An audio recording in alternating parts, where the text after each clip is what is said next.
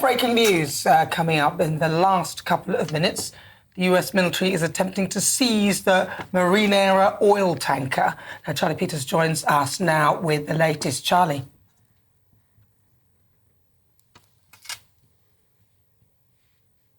I think we're getting Charlie up. He's coming to us by the phone. This is a breaking news story, of course. We hear this is an active operation as we speak. Perhaps American troops taking off from British soil to seize this tanker. Let's speak to Charlie Peters, who is on the phone for us now. Charlie, are you there?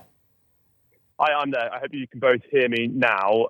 Yes, so I believe that they have now secured and successfully seized that oil tanker, which changed its direction very suddenly. The Marinera, formerly known as the Bella 1, before it became a Russian ship in the last couple of weeks. Based on an image released by the Russian news agency RT, from what I can see, that does appear to be a United States Air Force Special Operations Forces helicopter, similar to those used in that night raid, that dawn raid on Caracas in Venezuela. We've been tracking the movements of US naval and air power in the United Kingdom since Sunday morning, when we saw an arrival of 10 plus heavy cargo planes, each of them likely carrying these special forces, helicopters and other assets. We've also seen a crescendo of maritime surveillance in the last 4 days, including from US Navy P-8 spy planes, but also even aircraft from the Irish Air Corps, from the French Air Force, and this morning and yesterday, the Royal Air Force appearing to get involved in this North Atlantic surveillance operation. You might have thought they were just tracking the tanker, but I actually think, Tom and Nana, it was more serious. They were looking out for Russian submarines that could have been escorting and protecting this tanker. A very tense diplomatic decision for the United States to make, especially as the Kremlin made a formal diplomatic request to the United States on New Year's Eve saying, do not seize this tanker. Well, where has the tanker been? It left from Iran in August, going towards Venezuela, and approached that blockade in December. The United States Coast Guard attempted to board it. That failed, and they then moved very quickly to the North Atlantic, that tanker fleeing. There's no oil on it, which has led many to ask, what is on board that tanker moving from Iran to Venezuela and now attempting to flee to Russia that has been so important for the Kremlin to protect? Could there be a key link here between Hezbollah and Venezuela and the Russians involved? But it does look as though the Americans have successfully conducted that seizure operation, which we were predicting at GB News on Sunday, having seen the build-up of those forces. And Tom, you're asking about them being launched from British bases. This morning, we did see a lot of movement out of RAF Mildenhall in Suffolk and RAF Fairford in Gloucestershire. We saw the refueling Strato tankers. We've also seen the AC-130J gunships, which would have likely provided both refueling but also top cover air support. They carry 105mm howitzer cannons hanging out the side of them, serious firepower that they would not have wanted to intervene with. We're also now seeing an expectation that a lot more forces are going to move forward and be involved in the security of this vessel. Because, Tom and Nana, the question is now, where will it go? Could it be taken to a port in Britain for further security? It could, just based on the geography and the deep sea ports available, end up in Liverpool. But as it stands, US forces successfully have intercepted and boarded and seized that oil tanker despite Russian protestations. And we'll wait to see what happens next. All right, Charlie Peters, thank you very much. Right, well, joining us now is military historian, journalist and ex-reserve officer, Dr. Peter Cadec-Adams. Peter, thank you very much for joining us. So this is unprecedented. Just talk to us. How likely is it, or how frequently would a tanker of this nature be escorted by Russian ships? As I understand it, is allegedly being escorted So this is very odd. I mean, this tanker has been, it was one of the supposedly Venezuelan fleet. I know that 16 of them fled. They went into dark mode, so they couldn't be identified. And then even though some of them were empty, they still fled Venezuela. And I understand that this tanker is empty. Yes, although as Charlie was saying, what exactly is on board there? I mean, not oil, we know that, but could there be other assets that are of interest to the Americans? And frankly, it's switched its flag because it is going to the Russian flag. So this is the sort of axis link between Venezuela, Russia, Iran. I mean, George W. Bush, when he was president back in the early 2000s, came up with this phrase, the axis of evil. That was, of course, about North Korea as well as Iran and others. But it seems like Venezuela is really part of this axis of countries that seek to do us harm. Well, it does. But again, tankers are very, very expensive, right? So I imagine that Vladimir Putin, he's obviously suffering. He needs, in terms of how much this war is costing him in Ukraine, I don't suppose he wants to lose another tanker. So perhaps it's something to do with the cost of the tanker and how useful it might be elsewhere. I mean, I don't know, but I can't quite understand. But the significance here for Britain is, of course, that this operation has been launched, at least in part, from British soil. This is an American operation with American helicopters, American troops, but launching from Britain. Would that have happened without Britain's say-so? Does this drag the Prime Minister into some of this international kerfuffle, for want of a better word, over Venezuela? Suddenly, does it look like Britain is more involved in this operation that the Prime Minister, frankly, wanted to wash his hands of over the weekend? Well, he tried, didn't he? And I think kerfuffle is exactly the word to describe the sort of behaviour of the Prime Minister. But I have to say that, again, in doing this, Donald Trump is risking his relationship with Vladimir Putin as well, though, isn't he? So I suspect that Britain must have been involved in some form or other, surely, to even allow this ship to be boarded. And as you say, possibly using British bases. But again, Donald Trump has been trying to kind of appease Putin in some ways. But I think, again, the irony of this whole Venezuelan thing is that Putin was breaching the Budapest memorandum where he was a signatory, where he said that, oh, well, if there's a problem with Ukraine, we'll sign and protect. And now we see a similar thing with Venezuela and, of course, NATO, with Donald Trump looking at Greenland. Well, it's a big, big picture, big goings-on. Let's speak to the military historian, journalist and ex-reserve officer, Dr. Peter Caddick-Adams. Peter, sorry to put you on the spot about this breaking news story. What on earth is going on? No, well, I've been following it too. The speculation is that the tanker is clearly carrying something and it's not oil. Why would the Russians go to extraordinary lengths to reflag the tanker, so change its identity, its name and its ownership, and then escort it with Russian military vessels? And the same, why would a coalition, this isn't just the Americans boarding the tanker, but it's been supported by France, the United Kingdom, all sorts of reconnaissance assets involved in tracking it and then isolating it, and huge resources that have been flown to the United Kingdom and then deployed into the Atlantic with a lot of refueling tankers that have been able to keep them in the air for as long as necessary. This is one that's going to unfold for a while, but it does show us just how weak and tenuous the link between President Trump and President Putin is, because this is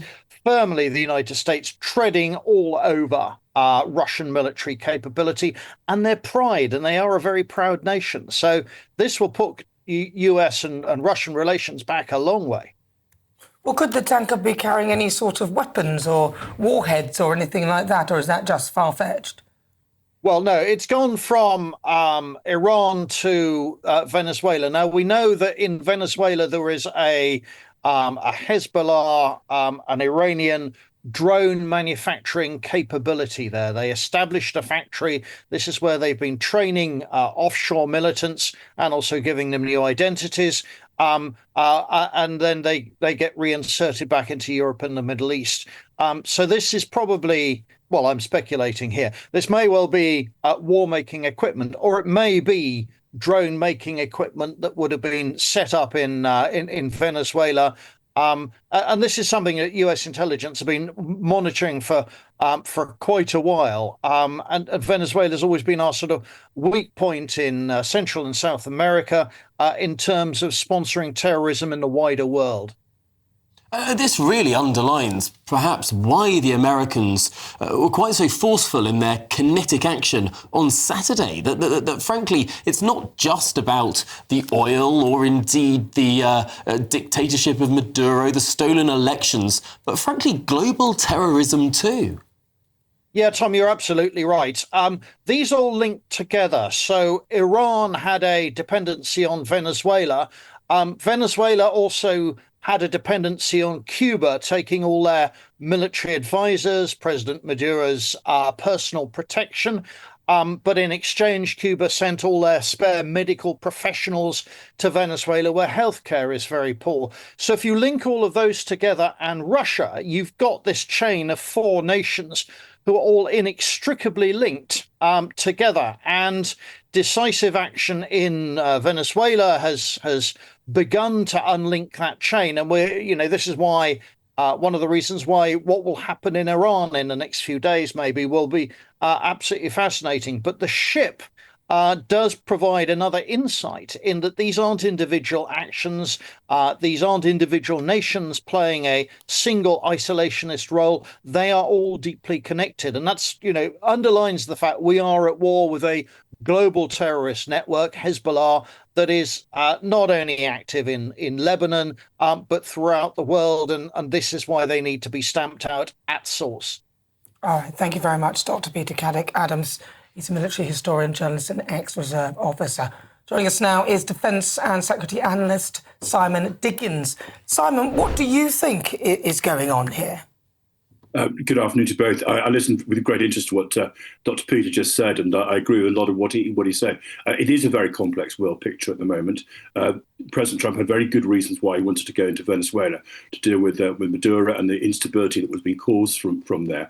And this oil tank is clearly linked to it. Initially, we thought it was all about sanctioned Venezuelan oil. And President Trump, when he explained what he'd done in Venezuela, made it very clear that was not going to be the last of the issues that was going to be raised. It wasn't just about getting rid of Maduro. It was also about dealing with some of the structural outcomes of Venezuela and where it dealt with. And so it's looking for a change how Venezuela does its business. And Peter's quite right to point out the way in which Venezuela had allowed itself to be used by Iran and by Iran's proxies, by Hamas, by Hezbollah as a training ground. And I didn't know that about also production of drones and everything that went with that as well. So clearly the intention is to deal with it all at once. It's a little bit like Rumsfeld after 9/11, where he kind of said, sweep it all up at once. And I have a slight sense that that's what's going on at the moment with President Trump. He said, here's an issue, but actually the issues are linked. Let's deal with everything all at the same time. And of course, Hezbollah is still part of the equation in the Middle East, and the search for some kind of a peaceful solution in the Middle East as well. So there's a whole lot going on at the moment, and you rightly highlighted Iran as well and its links. This does look like I won't call it a beginning of the kind of 9/11 revenge, but the sense is everything is linked together. We need to deal with it all at once. And we don't mind if you're President Trump stepping on a few toes, and he's obviously going to be stepping on President Putin's toes over the next couple of days over this ship. Now, that phrase, sweep it all up at once, such a pertinent one that governed so much of world affairs over the first 15 or so years of this century. And yet, some might say that getting fingers stuck in too many pies was the undoing of the Western alliance. I mean, going for both Iraq and Afghanistan, having all of these different sort of interventions perhaps made them less successful than they would have been had just one been picked. And I wonder, I mean, given that the President of the United States is looking at Venezuela, people are talking about Iran now, there's this Russian tagged, linked vessel that has just been seized, and then you add Greenland into the mix. I mean, can the American security state really sort of keep a tab on all of these different things? At some point, it's going to run out. And it's interesting that this particular seizure is a sort of joint multinational effort. Exactly at the moment where that's a joint multinational effort around NATO coherence is being threatened at the same time. I think the lesson they will have taken away from is not deal with everything at once, sweep it all together, but don't get stuck doing it. I don't think there was any particular objection to knocking off the Taliban regime in Afghanistan or even knocking over Saddam Hussein. But there was a lot of people at the time also warning the Americans, don't get involved in nation building. There was a very strong lobby inside both the US State Department and the US military saying, we're very good at knocking off leaders, breaking armies, all those good things that they can do. We're not very good at everything that went with it. And they allowed themselves, the Americans, particularly in Iraq, to be led by the nose by people like Ahmed Chalabi, who was an Iraqi exile, who had a very odd view of where Iraq was. His view of Iraq was 10, even 15 years out of date. And I think the danger with the Americans is going to be this, that if they go to a place like Venezuela or even Colombia, whatever, and they get rid of particular leaders, the people who advise them, the people who are talking to them, will not be telling them what really is going on the ground and in the real mood, because they would be exiles who've been out of the country for many, many years. But the idea of doing all at once, I think, is within the American psyche. But you're also right. There will come a point, there comes a stage where even the most powerful military in the world with the greatest global reach will have a limit on how much it can actually do, particularly so if it decides to irritate its allies as well. And the way in which I think, not illegitimate US security, indeed Western security needs over Greenland have been dealt with is unhelpful.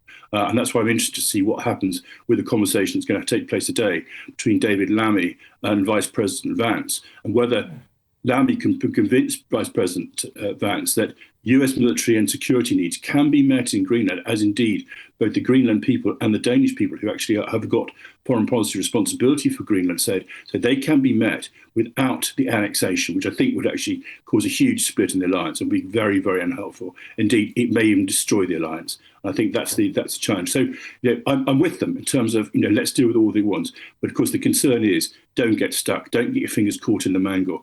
Get in there, sort the problem out, break it if necessary, but then get out again. Whether they can manage that, I think, is moot. Well, that's the question, isn't it, Simon? Because really and truly, can the rest of the NATO alliance trust working with the United States, given that they are kind of doing the similar pincer move that Russia did to Ukraine? Yeah, I think that's one of the great challenges we've got. But it seems to me that we still haven't quite bit the bullet on that particular challenge. We're still in a situation where we might crawl our GDP, our defence spending on GDP, up to 2.5% by 2027. We might hit the NATO target of 3.5% on defence by 2035. This doesn't look to me like, despite the rhetoric, despite everything that's going on around, it doesn't look to me as though this government, but also governments of France and other countries within the European side of NATO alliance, actually understand what the situation has changed. Fundamentally changed in terms of the threat force put by Putin, but also fundamentally changed, strategically changed in terms of the response we can expect from the United States. We are still not meeting that rhetoric reality gap.